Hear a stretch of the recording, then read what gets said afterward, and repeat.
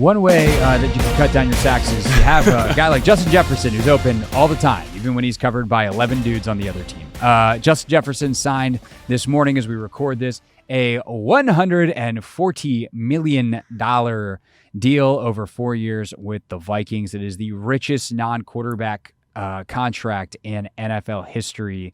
Logan, what do you think this means for the NFL and kind of the way money has shifted by position, that a wide receiver now has that note as most or highest paid non-quarterback in the league? Well, first off, I want to say that I think he deserves it. Like, when you watch the film, man, he's a special football player. And so, like, I think he definitely deserves it. I think it's also indicative of the way the game is going. We talked about that a little bit earlier with Forbes and kind of how it's getting smaller and these space players are becoming more valuable. I had a conversation with somebody earlier about this specifically, and they were like, oh, do you think that means that the next guy is going to make $150 million or 141 point whatever as to be the new highest paid guy? And I was like, I don't think so, because I think what teams, while they understand the importance of a top flight wide receiver, which Justin Jefferson is, Tyreek Hill is, I think they also understand that the market is saturated with the other type of receiver.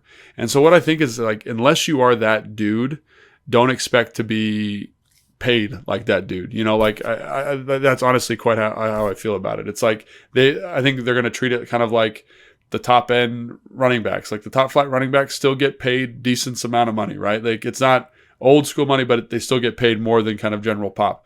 I think this will be kind of the same thing. I think you'll see a couple receiver contracts that are crazy high, but it's going to be like for the top 3 or 4 guys. And then everybody else is going to kind of be in that traditional, what you'd expect for a receiver's salary.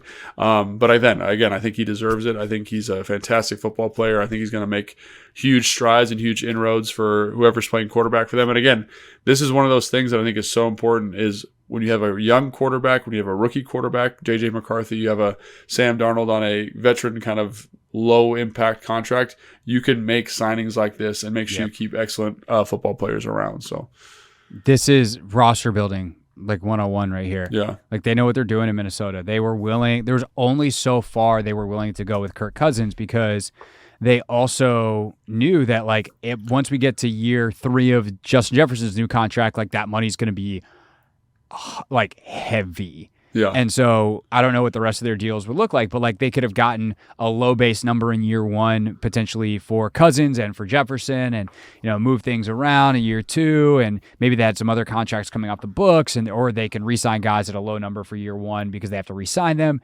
But for them, their breaking point was when this contract probably hits hardest in year 3. Typically, if it's a 4-year deal, the 4th year is going to have some voidability, whatever.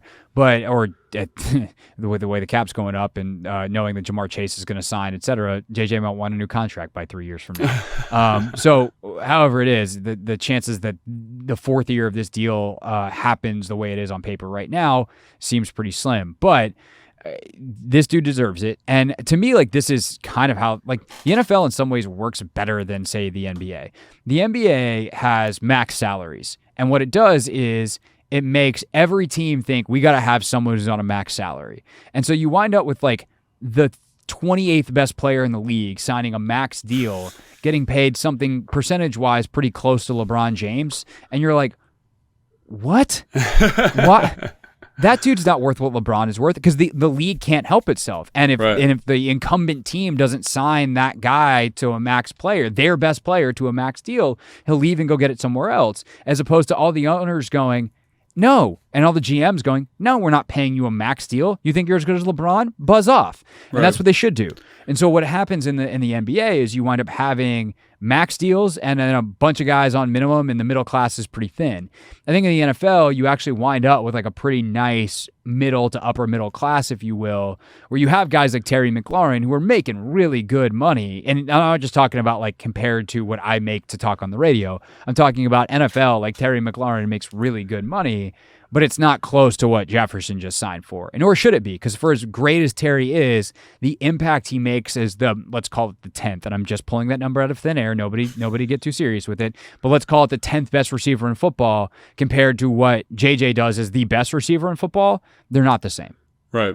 No, I think that's 100% right. And I think, a lot of people are talking about, I think Jamar Chase is he's probably doing backflips after seeing this number. It'll be interesting to see what they do because Burrow's making so much money. So that'll be really interesting to keep an eye on because they don't have the flexibility of the young quarterback. But I think you're right. I think, he deserves it.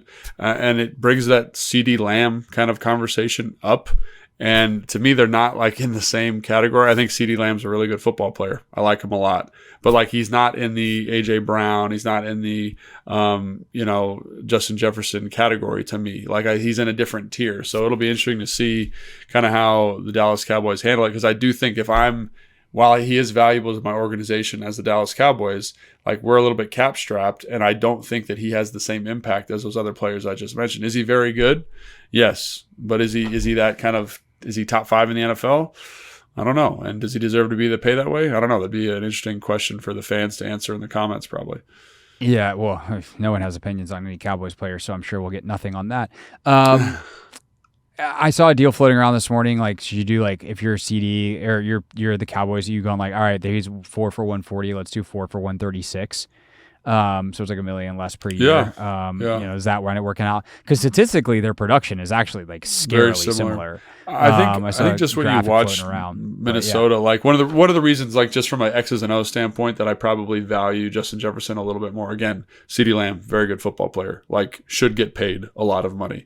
I just think Justin Jefferson's better because he can literally line up anywhere across the formation. He has the ability to kind of beat you vertically. He has the ability to run choice routes, slot routes underneath. He's a very unique talent in that regard.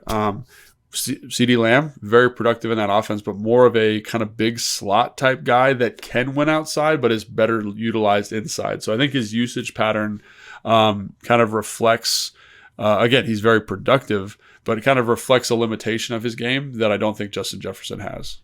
One thing we should do is I would like to do a deeper dive on Dak Prescott with you because in listening to a couple of podcasts from really smart people that I like a lot, I think there's a lot of analysts that think if they were starting a team and picking a quarterback, Prescott, take contract out of it, Prescott's their 6th or 7th guy. They're really, really high on him. And so when you talk about who's elevating who, how much is Prescott elevating Lamb? Clearly, they're both elevating each other. They're fantastic, which, by the way, is why they've won 12 games 3 years in a row. As much fun as it is to clown on them for their playoff lack of success, they've been an incredible football team, and especially offensively. But with JJ now, he's got to elevate JJ McCarthy over the next bunch of years. The onus is on him, both skill and financial. Meanwhile, in Dallas, it's more of a shared type of thing. And then we'll see, this is what makes the Bengals thing so interesting. Clearly, Burrow's awesome. Clearly, Chase is awesome. Part of it, you're just paying not to split them up. Right. But that's going to cost you T. Higgins. And it's on, both of those other guys to then make whoever replaces T. Higgins more effective in what they do. Obviously, we'll continue to discuss kind of how these teams are built, especially in the NFC East, especially as the Dallas stuff happens here over the next couple of weeks. We get into the offseason, do some of our positional rankings and all the stuff that we've done the last couple of years. In the meantime, you'll get an OTA review later in the week, so make sure you're subscribed right here to Take Command for that. For Logan, I'm Craig, and we'll see you next time on Take Command. Thanks for watching this clip of Take Command, which has a brand new home. That's right. You can watch on YouTube at the Team 980. You can also listen to full episodes in the free Odyssey app, which is now enabled with Apple CarPlay. So we'll just, follow you around.